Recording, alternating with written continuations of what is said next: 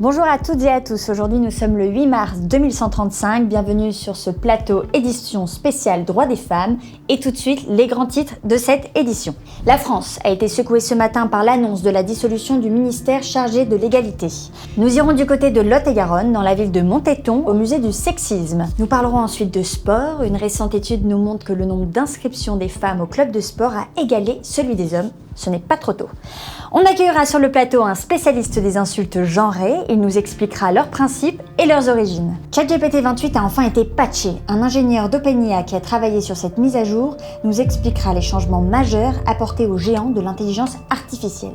Les progrès réalisés dans la lutte contre les discriminations et les droits des femmes ont poussé le gouvernement à prendre une décision radicale, dissoudre le ministère chargé de l'égalité. C'est un tournant significatif dans la reconnaissance des droits des femmes et de l'égalité des genres dans notre société. Le ministre sortant s'est exprimé au micro de nos équipes.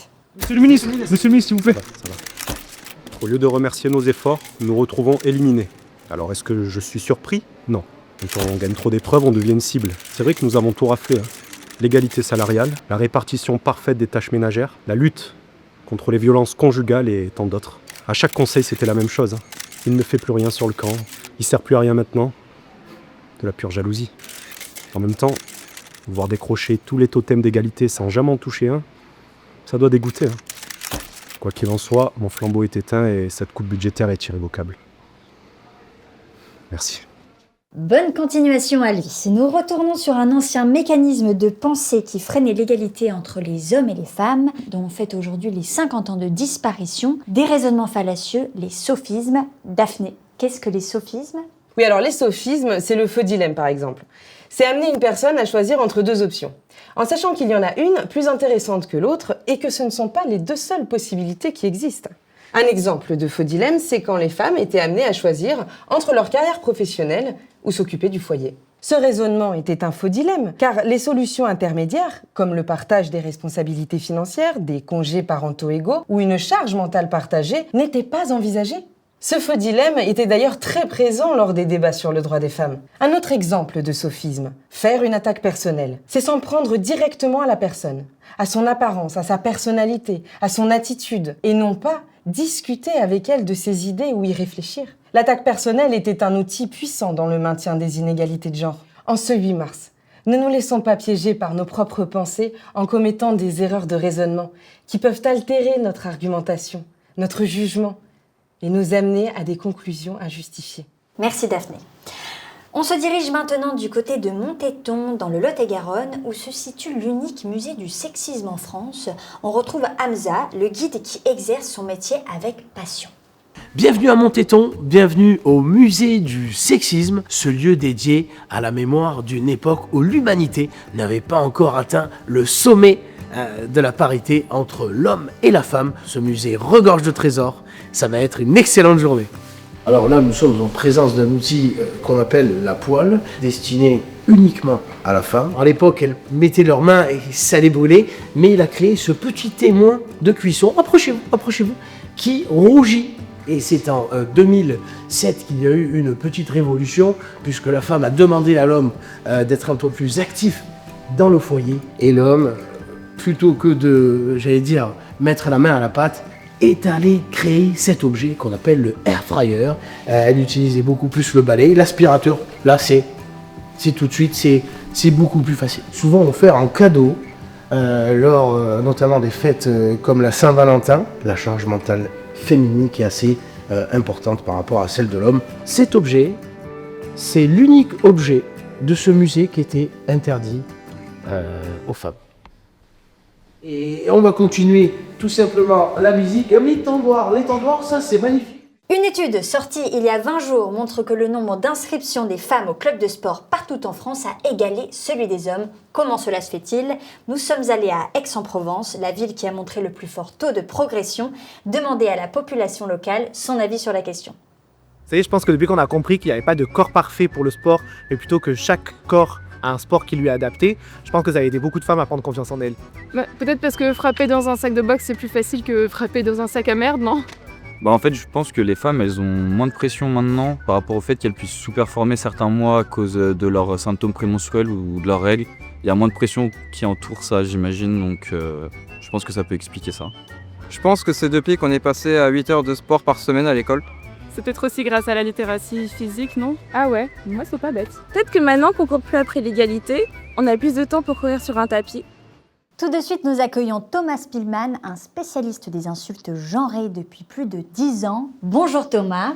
Bonjour, merci pour l'invitation. Alors, vous avez fait des grossièretés votre spécialité. Pouvez-vous expliquer ce qu'est une insulte genrée pour nos téléspectateurs les plus cons? Écoutez, ça tombe bien que vous utilisiez ce terme, car le mot « con » provient du Moyen-Âge et fait référence aux organes génitaux féminins. Alors, il garde aujourd'hui une connotation très vulgaire sur ce que peut être l'organe génital féminin, comme s'il l'était. Elle ne se contente pas d'être offensante, non. Elle véhicule aussi des attentes sociales sur ce que peuvent être un homme ou une femme. Elle contribue à maintenir des inégalités en associant certains comportements à des défauts, uniquement en fonction du genre. Avez-vous des exemples? Oui. Prenons le mot salope, par exemple. Il est lié à la sexualité de la femme. C'est dit pour dénigrer des femmes et leur choix et les considérer immorales. Alors que le mot salaud, lui, désigne un individu ignoble sans aucune connotation sexuelle. Et qu'en est-il des hommes, si je vous dis petite fiotte? Alors, le mot fiotte, c'est une insulte homophobe qui désigne un homme très faible, lâche et efféminé. Et grosse fiotte? Je présume qu'il s'agit de quelqu'un de très faible, très lâche et très efféminé. Couille molle, bite flasque, puceau, Écoutez, ces termes ont une... lèche-burne, queue en bois, piste Non, fanatique, Mais, impuissante, mais non, éjaculateur précoce. mais non, c'est pas vrai. Ah, touché. Il est important de se rappeler que les insultes genrées sont utilisées pour décrédibiliser des idées, des pensées, plutôt qu'argumenter face aux femmes. Espérons donc que ces insultes restent définitivement aux oubliettes. Souhaitons-le. C'est une affaire qui aura tenu en haleine la France entière depuis près de 3 décennies. Ce soir, c'est un soulagement pour les enquêteurs. Le dernier dick picker vient de se rendre aux autorités. Le fantôme au MMS s'est présenté ce matin au commissariat de Mantes-la-Jolie. Fatigué, résigné, devant les policiers, il aurait déclaré, je cite, « Maintenant, les gens préfèrent arborer des avatars en armure dorée dans le métaverse plutôt que de contempler mes œuvres. Avant, au moins, on m'insultait. Maintenant, plus personne ne prête attention à mon travail. Je suis devenu invisible. » OpenAI vient de déployer la mise à jour tant attendue de ChatGPT, la version 28, qui marque un tournant historique dans l'intelligence artificielle. On retrouve Alan, ingénieur IT, qui a travaillé dessus. Effectivement, avec cette nouvelle mise à jour que nous avons sortie récemment, nous avons voulu contre-attaquer les clichés persistants sur les genres. Avant, dans l'ancienne mise à jour, si je demandais une bombe italienne, voici ce que l'IA me générait. Comme vous pouvez le voir, beaucoup de sexisme. Avec la nouvelle mise à jour, voici ce que l'IA génère désormais. On voulait réellement que l'intelligence artificielle comprenne les enjeux et le contexte, et ne tombe pas automatiquement dans des clichés visuels persistants. Si je demandais un avion de chasse américain bien chargé, voici ce que l'IA proposait. Et bien avec la mise à jour, voici ce que l'IA propose désormais. Alors oui, je sais, effectivement, il reste encore quelques ajustements à faire, mais comme vous pouvez le constater, nous sommes déjà sur des avancées majeures pour des représentations plus justes et plus inclusives. N'oubliez pas de vous procurer dès demain matin chez votre marchand de journaux la nouvelle édition du Monde à l'envers de l'association Adozen qui œuvre pour le bien-être des jeunes. Nous clôturons ce journal télévisé avec la magnifique citation de Simone de Beauvoir. Il suffira d'une crise politique, économique ou religieuse pour que les droits des femmes, nos droits, soient remis en question. Votre vie durant, vous devrez demeurer vigilante. Merci à toutes et à tous, je vous souhaite une excellente soirée.